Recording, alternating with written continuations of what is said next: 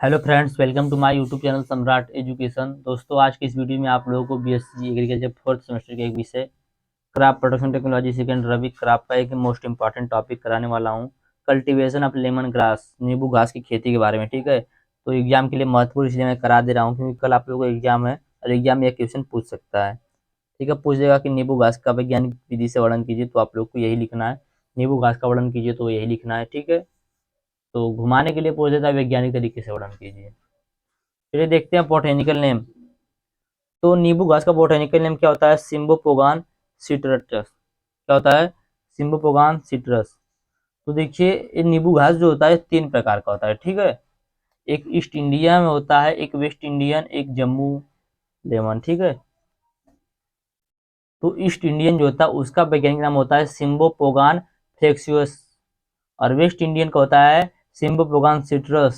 एक होता है जम्मू, जम्मू का दोस्तों होता है सिम्बोपोगान पेंडुलस। ठीक है, तो तीन प्रकार का लेमन ग्रास होता है। इसकी फैमिली है पोएसी। कौन सी फैमिली है? पोएसी। इसमें क्रोमोसोम नंबर कितना पाया जाता है? तो 2n बराबर 20, 2n बराबर 20 क्रोमोसोम पाए जाते हैं। इसका ऑरिजिन कहाँ पर है? तो इसका ऑरिजिन साउथ एशिया में। कहाँ पर है? साउथ एशिया, दक्षिण एशिया।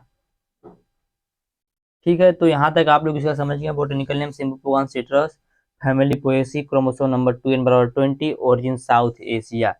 अब इंपॉर्टेंस देखेंगे, इंपॉर्टेंस ऑफ लेमन ग्रास। तो नींबू घास का महत्व उसकी सुगंधित पत्तियों के कारण है।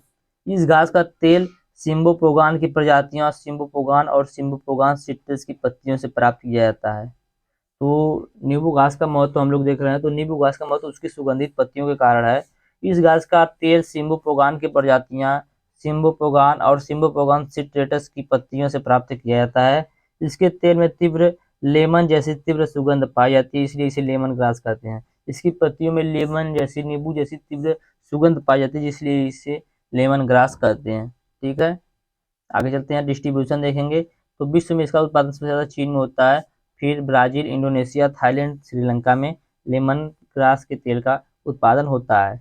ठीक है, जल्दी जल्दी थोड़ा बताऊंगा आप लोगों को। क्लाइमेट देखेंगे तो नींबू घास उष्ण एवं समशीतोष्ण दोनों प्रकार की जलवायु में सुचारू रूप से वृद्धि करती है। ऐसे क्षेत्र जहाँ की जलवायु गर्म और आर्द्र हो जाती हो तथा पर्याप्त धूप पड़ती हो, इसकी खेती के लिए सबसे उपयुक्त होता है। तो नींबू घास उष्ण एवं समशीतोष्ण दोनों प्रकार की जलवायु में सुचारू रूप से वृद्धि कर सकती है। ऐसे क्षेत्र जहाँ की जलवायु गर्म और आर्द्र हो, वहाँ पर पर्याप्त धूप पड़ती हो, इसकी खेती वहाँ पर आसानी से की जा सकती है। लैंड प्रिपरेशन, खेत की तैयारी। तो लेमन ग्रास की खेती चिकनी बलुई मिट्टी में की जाती है। ठीक है, चिकनी बलुई मिट्टी में की जाती है। लेमन ग्रास बहुवर्षीय फसल है तथा लंबे समय तक खेती में रहती है, अतः खेत की जुताई अच्छी तरह से करना आवश्यक होता है। इसके लिए मिट्टी पलटने वाले हल से गहरी जुताई करने के बाद 2 से 3 बार देसी हल या हैरो से क्रॉस जुताई कर देना चाहिए। ठीक है, तो ये था लेमन ग्रास की खेत की तैयारी कैसे करेंगे, देखेंगे। सॉयल, तो इस घास की खेती के लिए चिकनी बलुई मिट्टी से लेकर उपजाऊ लेटराइट जैसी सभी मिट्टियों में उगाई जा सकती है, परंतु अच्छे जल निकासी वाली भूमि का चयन करना आवश्यक होता है। ठीक है, मतलब जो भूमि और जल निकास वाले होनी चाहिए, अच्छे जल निकासी वाले। देखेंगे इम्प्रूव प्रजाति।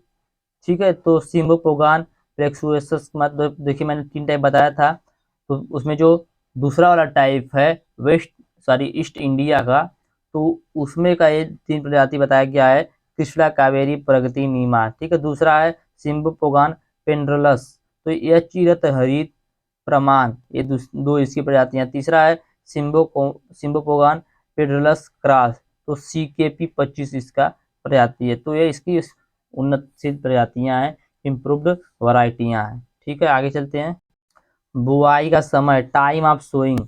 तो सिंचित क्षेत्रों में नींबू घास की बुआई वर्ष में कभी भी की जा सकती है। ठीक है, अधिक उपज के लिए बुआई का सर्वोत्तम समय फरवरी मार्च तथा जुलाई से अगस्त होता है। ठीक है, मतलब बोल रहा है कि जो हम लोग नींबू घास है उसकी बुआई हम लोग किसी मौसम में कर सकते हैं, लेकिन यदि हमें अधिक उपज लेना है तो उसके लिए इसकी बुआई फरवरी मार्च या जुलाई अगस्त में करना चाहिए। फरवरी मार्च में लगाई गई फसल में प्रथम वर्ष में 15 से 20% अधिक पैदावार मिलती है। ठीक है, यदि हम लोग इसकी फसल फरवरी मार्च में लगाएंगे तो 15 से 20% अधिक पैदावार प्राप्त होगा हम लोगों को। ठीक है, देखेंगे इसका प्रोपागेशन, प्रवर्धन। तो इसका प्रोपागेशन हम लोग कैसे कर सकते हैं? तो बीज द्वारा कर सकते हैं, जड़दार कलमों से पौधरोपण भी कर सकते हैं। ठीक है। अब देखेंगे मैन्यूर एवं फर्टिलाइजर, खाद एवं उर्वरक। तो FYM इसको चाहिए 8 से 10 टन प्रति हेक्टेयर। कितना? 8 से 10 टन प्रति हेक्टेयर FYM। ठीक है। 30 किलोग्राम नाइट्रोजन प्रति हेक्टेयर आवश्यकता अनुसार, और 15 किलोग्राम पोटास। तो इतना इसको मैन्यूर और फर्टिलाइजर चाहिए, 8 से 10 टन प्रति hectare FYM, 30 kilogram nitrogen, 15 kilogram potash. आगे देखेंगे खरपतवार नियंत्रण। तो प्रारंभिक अवस्था में 45 दिन तक यदि खरपतवार हो तो निराई करना आवश्यक होता है। उसके बाद घास अधिक बढ़ जाती है, वह निदा को दबा देती है, तो निदाननाशक दवाओं जैसे आइसोफ्लोरोफेन 0.5 किलोग्राम प्रति हेक्टेयर या डाईयूरान 105 किलोग्राम प्रति हेक्टेयर से उपचार करके खरपतवार से हम लोग नियंत्रित पा सकते हैं। ठीक है। आगे देखेंगे सिंचाई।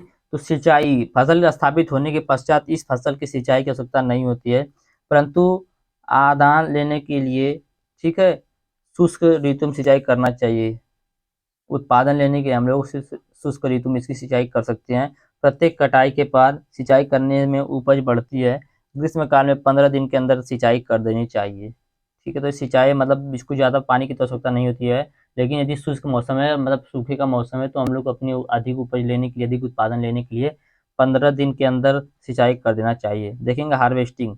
तो पहली कटाई रोपाई के 90 से 100 दिनों के बाद की जाती है। तो नींबू घास की पहली कटाई होती है रोपाई के 90 से 100 दिन के बाद की जाती है।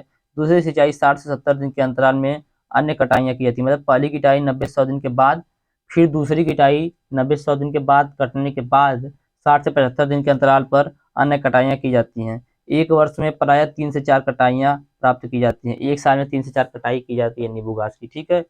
हाशिए से पौधे को अपने आधार के निकट भूमि के लगभग 10 सेंटीमीटर ऊपर से काटे जाने चाहिए। असिंचित दशा में ग्रीष्मकाल में कटाई नहीं की जाती है। यदि असिंचित है तो उस समय ग्रीष्मकाल में सिंचाई नहीं की जाएगी। ठीक है। उपज देखेंगे। तो हरी घास का उपयोग तेल निकालने में होता है। इसकी पत्तियां, तना व पुष्प क्रम में तेल पाया जाता है। इसकी तने में, पुष्प में और पत्तियों में क्या पाया जाता है? तेल पाया जाता है। अतः पूरा ऊपरी भाग आसवन के लिए उपयोगी है। लेमन घास के पौधे की उम्र भूमि तथा जलवायु पर निर्भर करती है। लेमन घास के पौधे की उम्र भूमि तथा जलवायु पर निर्भर करती है। इसके जो पौधे होते हैं वो समान तौर पर 6 वर्ष के होते हैं। इन 6 वर्षों में प्रथम वर्ष में तेल का उत्पादन कम होता है, द्वितीय वर्ष में यह बढ़कर चतुर्थ वर्ष तक अधिकतम हो जाता है। इसके बाद उत्पादन में धीरे धीरे कमी आने लगता है। प्रति हेक्टेयर 10 से 25 टन हरी घास पैदा होती है। प्रति हेक्टेयर, 1 हेक्टेयर क्षेत्र में 10 से 25 टन हरी घास जो होती है, लेमन ग्रास पैदा होती है। ठीक है। इसका प्रोसेसिंग देखेंगे। तो नींबू घास के साग का जल आसवन या वाष्प आसवन विधि से तेल प्राप्त किया जाता है। फसल काटने के उपरांत कुछ समय तक मुरझाने हेतु साग को खेत में ही अथवा किसी छायादार स्थान पर छोड़ देना चाहिए। एकत्र घास को छोटे छोटे टुकड़ों में काटकर आसवन टैंक में दबाकर भरा जाता है। अब टैंक में 18 से 32 किलोग्राम दाब पर भाप प्रवाहित की जाती है। जलवाष्प तथा लेमन के तेल की वाष्पों का मिश्रण संघनित में पहुंचता है। पानी में अघुलनशील तथा हल्का होने के कारण तेल पानी के ऊपर आकर तैरता है। इसे लगातार अलग करते रहते हैं। इसके बाद तेल को गिराकर छान लिया जाता है। घास के संपूर्ण आसवन को 3-4 घंटे लगते हैं। प्राप्त तेल को कांच के बर्तन या टीन की चादर लगे हॉल के बर्तनों में एकत्र कर लिया जाता है। वायु तथा धूप से इन बर्तनों को सुरक्षित रखा जाता है। ठीक है। तो यही था लेमन घास की खेती। उम्मीद करते हैं आप लोग बहुत अच्छे से समझ में आया होगा। तो एक बार फिर से इसका आप लोग बोटेनिकल नेम क्या होता है लेमन ग्रास का सुन लीजिएगा। लेमन ग्रास का बोटेनिकल नेम होता है सिम्बोपोगान सिट्रस। ठीक है। सिम्बोपोगान सिट्रस। इसका क्रोमोसोम नंबर होता है 2n बराबर 20। 2n बराबर 20 क्रोमोसोम पाया जाता है। इसका फैमिली होता है पोएसी। ठीक है। इसका फैमिली कौन सा होता है? पोएसी फैमिली होता है। इसका ऑरिजिन होता है साउथ एशिया। तो उम्मीद करते हैं आप लोगों को नींबू घास अच्छे से समझ में आ गया होगा। वीडियो अच्छा लगा तो वीडियो को लाइक कीजिएगा, चैनल को सब्सक्राइब कीजिएगा, अपने दोस्तों का शेयर भी जरूर कीजिएगा। धन्यवाद। जय हिंद।